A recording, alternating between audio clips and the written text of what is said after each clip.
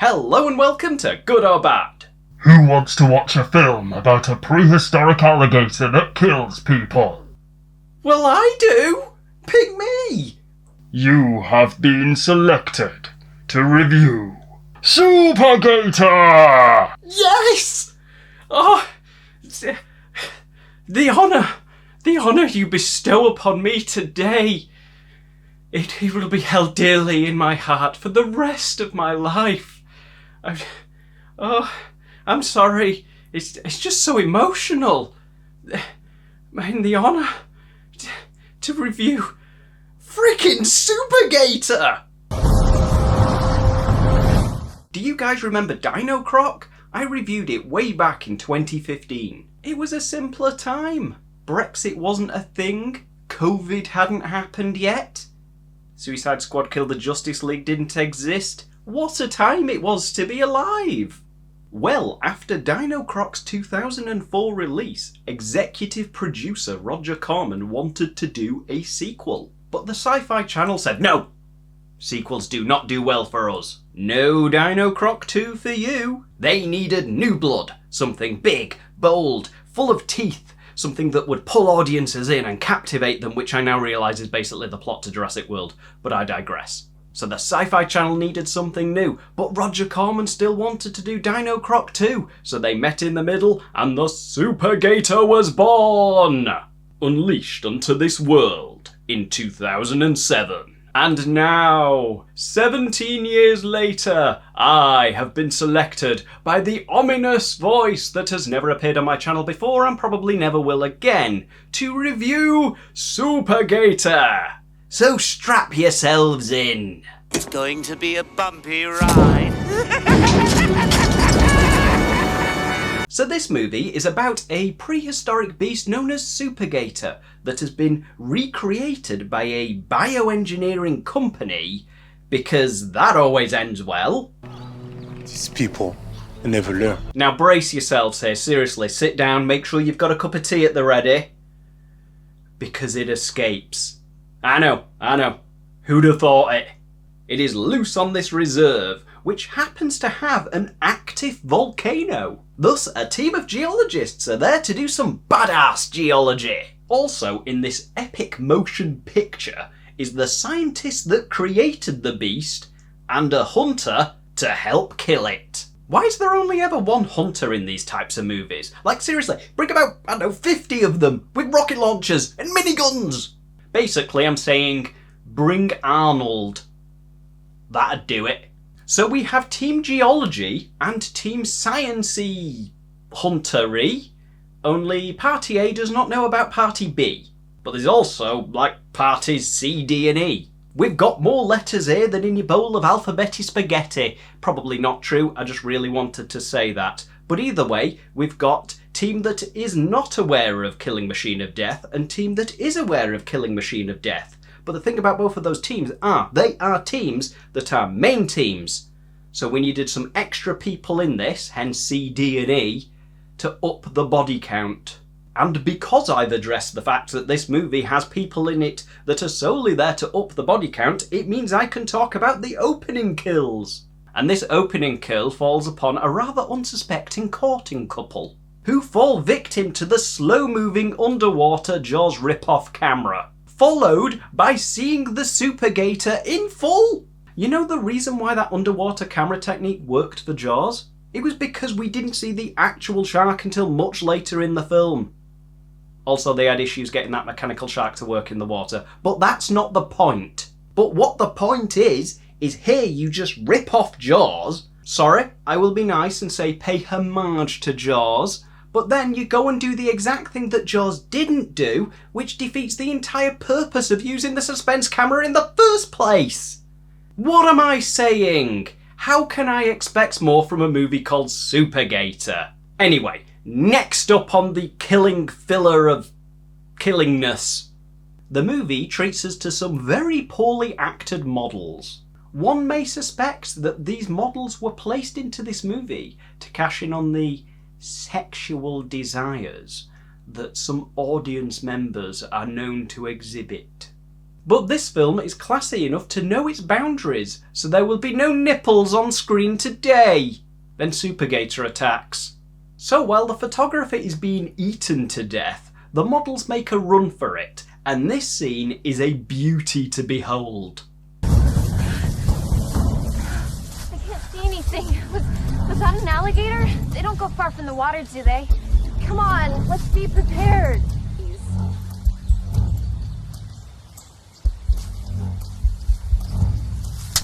Here, this'll do. Nuh-uh, his jaw was way longer than that. We need a bigger branch.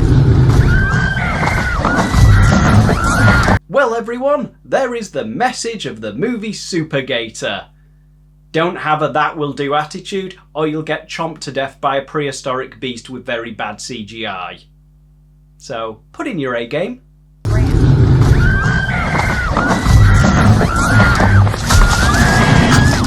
And I do love this next scene. She runs off while her friend is being eaten alive, and she bumps into these two, and this is the scene we get. I can assure you there are no alligators in Hawaii. In fact, there are no dangerous animals at all. I promise. You got the word of an enviro-sci major on that. I'm telling you, I saw it with my own eyes. Did you smoke a lot? Do you think I'm high? I'm not high. You're high. Oh, this dialogue. I'm not high. You're high. Love it. Ah, and we have arrived at my favourite filler kill scene. Now this is an intrinsic subplot. This person was in Rio and he discovered a mythical hangover cure. So this person has set out on an epic journey in a party of 3 to gather these ingredients and unravel the mysteries of the super hangover cure.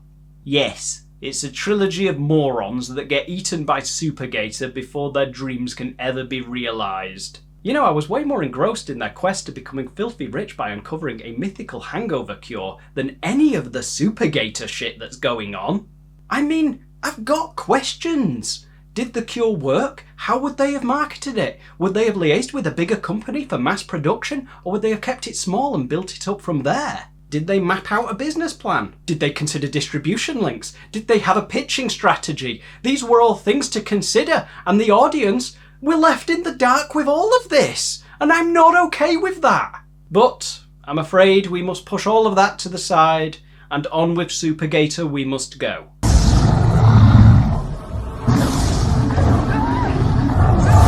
The hunting party and the geology party do eventually meet, and one of the geologists dies.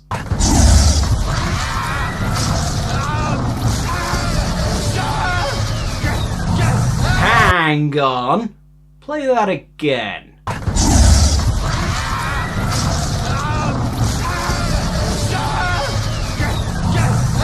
It does! It uses Jurassic Park Velociraptor sound effects when it attacks! In fact, it doesn't stop there.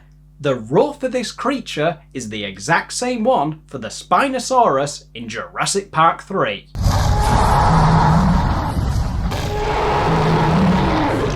Right, okay, as scummy as stealing from another movie is, why would you pick Jurassic Park 3 of all films to steal from? My opinion of this movie has dropped so much it's basically subterranean at this point. That is one big pile of shit. After Ryan's death, they have moved on to a war footing, equipped with shotgun and assault rifle, as the Supergator has moved on to a practically all-you-can-eat buffet.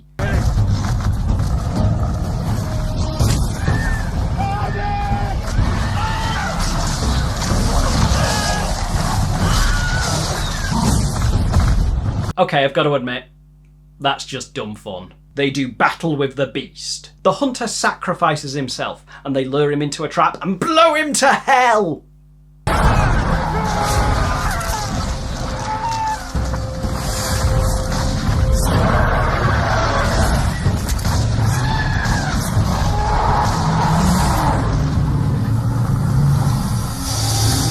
Smile, you son of a...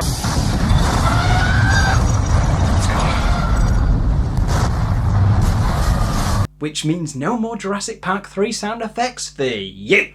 Seriously, why Jurassic Park 3? Can we at least get an Alan Raptor movie from these guys? And I'm not even joking, I want an entire movie about Alan just going about his business and that nightmare Alan Raptor thing is just doing this the entire time. Alan!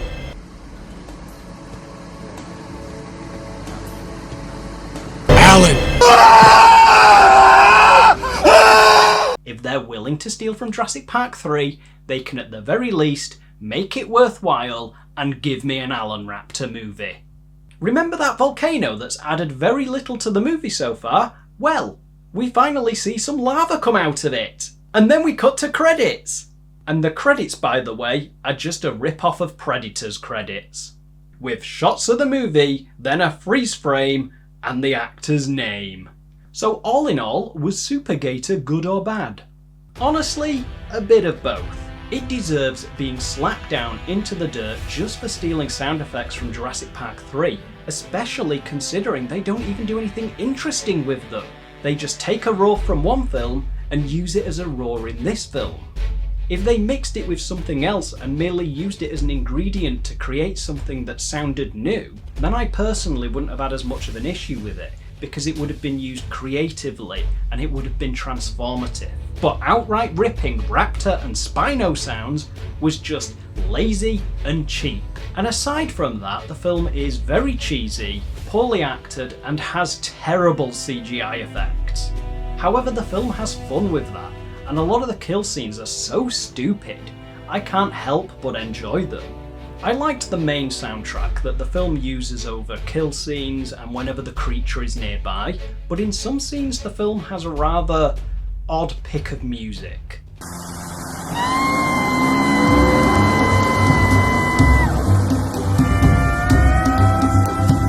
This sounds like it belongs in a family comedy, not a slaughterfest of a killer monster movie like this. Speaking of sound, there are a few times in this film where it's somewhat difficult to hear what people are saying over the ambient background noises, like this scene. If it doesn't happen?